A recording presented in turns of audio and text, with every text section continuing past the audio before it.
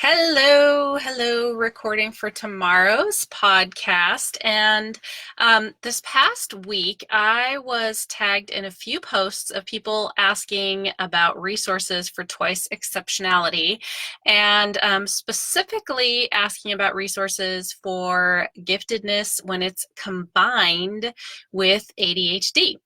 And so I wrote on Friday a pretty long blog post talking about some of the characteristics and also sharing my own story of being identified gifted late and not quite being identified with ADHD yet, but in the process of pursuing that as a diagnosis.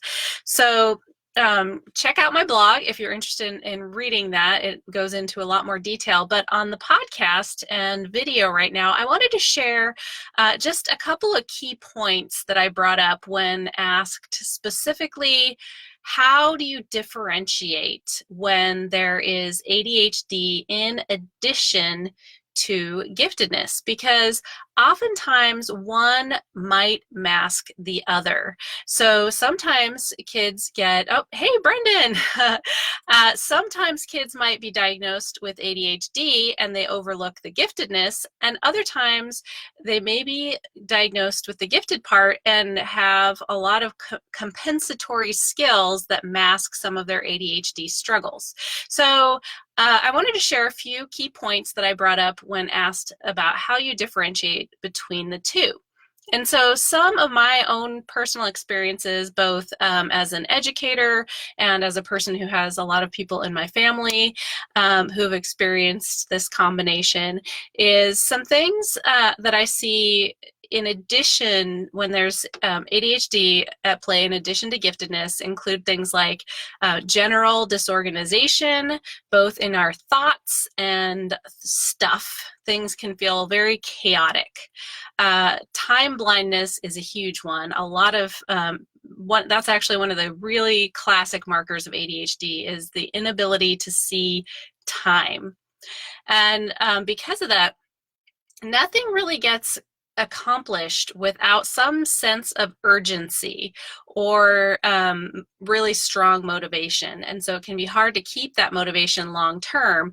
So that's why a lot of us, I know I'm not the only one who's experienced that. Sometimes in a job situation where we have really specific deadlines, we can hold it together. But when it comes to our own projects, our own things that are really valuable to us, it's really hard to move forward because there's not that sense of urgency. Another huge thing, and this is connected to the time blindness, is the tendency for things to be out of sight and out of mind. So if it's not right in front of my face, I don't think about it. And so I have to have things right there to remind me of things. And that's one of the reasons why the to-do list I have at work has to keep things within my sight, but also not overwhelmingly too much detail. So oftentimes, one of the patterns that I see oftentimes in the students and adults that I work with is that they tend to be big picture thinkers. They see the really big picture, but they might miss out on the details. And oftentimes get messages of not living up to their potential. Another thing that came up a couple times this week, actually, recently, is that difficulty, and this is kind of tied in with the time blindness and the out of sight, out of mind, is that it's difficult to visualize when things are done or what done looks like. And so if you're planning a project, it's hard to see what is this final project going to look like. And so helping to really visualize what does done actually look like. And Brendan, who joined us on the call just now, he added a few. When I posted on Twitter, I was curious what other people saw as some defining traits. And some of the things he shared were trouble with executing on their big ideas, which is so true. So how many of us have these huge, gigantic ideas that they have a hard time executing? And difficulty with practicing unless it feels like play. Things like homework, but also instruments and sports. So true. I know when I had to learn typing, touch typing, it was one of the most painful things I ever had to do, but learning to touch type was the best thing I ever did for the future of my education. And also seeming less mature or responsible than peers, no stigma intended.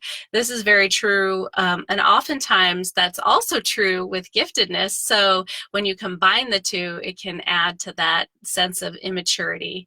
And oftentimes that asynchronous development is there, which is when you have some skills that are way up here and some skills that are way down here.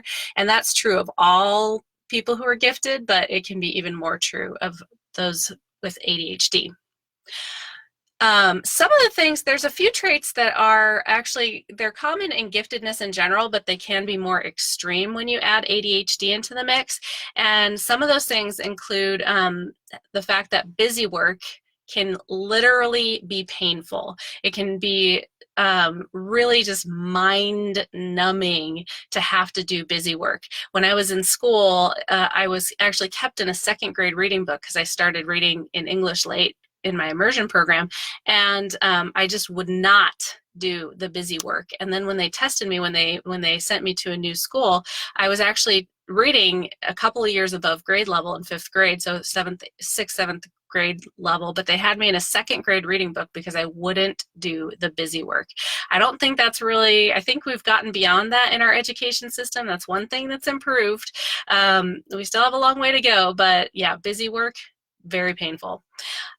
Also, things that seem basic to others can be very difficult. So oftentimes when that can be connected with the big picture, missing the details, or just those things that feel very basic, like household things and just adulting things, those things that seem very basic can be more difficult, whereas we can look at really complex things and pull them together somehow. Emotional extremes and regulation challenges. And one of the big ones that has really been a theme this past year that I've observed is that oftentimes we enjoy a challenge but hate work.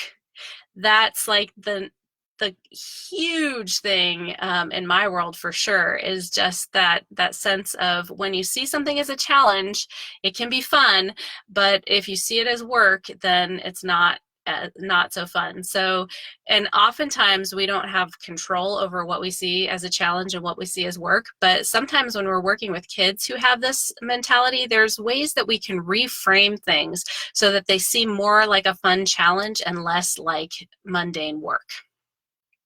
And then also finally, the all or nothing thinking, very black and white, extreme. We're either all in or not at all. And all of those are things that in general can be true of gifted folks in general, but even more so when you combine that with ADHD. And then finally, I wanted to share a few patterns I've noticed. If you have any kind of an educational assessment, IQ, achievement testing that's been done either on yourself or on kids, some of the patterns that I've observed over the years when those two are combined. Oftentimes, when a kid has ADHD, their working memory and processing speed skills, or what they call cognitive proficiency or cognitive efficiency, oftentimes those are lower than the other areas cognitively. But that is not always true, because sometimes those kids see it as a challenge and they rise to the challenge and they actually do well on those areas. So just because working memory and processing speed aren't low does not rule out ADHD. One of the things I have noticed when that's the case is that sometimes when you do things like the numbers, where you say them forward, say them backwards in different order, is that actually they remember more numbers backwards than forwards, because when you're just repeating a series of numbers, it's not all that interesting, and so you're not paying that much attention. But then once suddenly it was a challenge to, ooh, I need to say it backwards, or ooh, I need to manipulate this somehow, they actually were able to better focus because they were more interested and challenged by it. So that is a tendency I've noticed when they do actually better on the working memory than you would expect.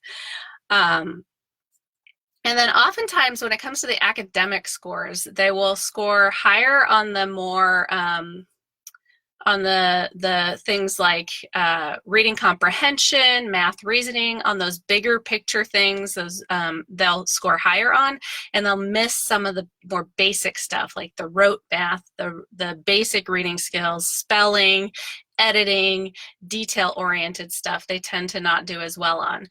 So, for example, I gave a test to my son, just totally just to practice it, and it turned out there was like a 35 point discrepancy between his reading comprehension and his reading speed at the sentence level and his basic reading word by word, because when in the context of the comprehension piece, when you're reading it in context, amazing reader, but when it came to word by word, those details, not as strong. And also the editing was just terrible. Sometimes we think our kids are missing the detail because they're rushing through their work, but sometimes they don't even see the detail. And you can kind of observe that when you look at how they edit someone else's work when there's purposeful mistakes on an editing type test. And then yeah, I guess that's the final part, is just missing details in things like spelling, convention, editing, word reading, but they get the context of the bigger picture. So those are just some of my observations of how I differentiate if there is also the possibility of ADHD mixed in with giftedness.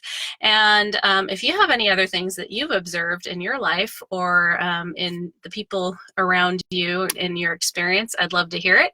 And yeah, take a look at my full blog post on the blog, auroraremember.com, and I'll see you next week. Bye-bye.